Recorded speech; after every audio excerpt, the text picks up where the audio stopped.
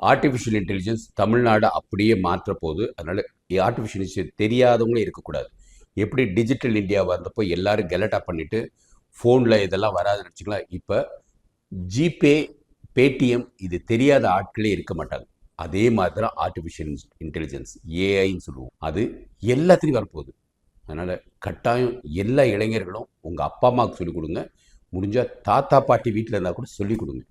ஏன்னா artificial intelligence வந்து நமக்கு ஒரு ஃப்ரெண்டாகவும் இருக்கும், நமக்கு ஒரு வாத்தியாராகவும் இருக்கும். உங்களுக்கு பியானோ கற்றுக்கணுன்னா ஏஐ வழியாக கற்றுக்கலாம், பாட்டு கற்றுக்குன்னா ஏஐ வழியாக கற்றுக்கலாம், வீடியோ எடிட்டிங் பண்ணால் ஏஐ வழியாக கற்றுக்கலாம்.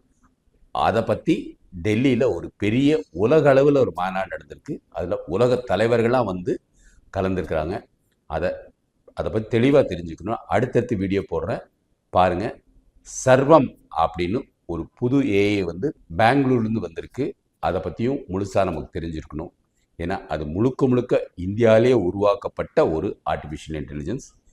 தமிழ்நாட்டில் இருக்க எல்லா இளைஞர்களுக்கும் ஆர்டிஃபிஷியல் இன்டெலிஜென்ஸை தரோவாக தெரியணும்.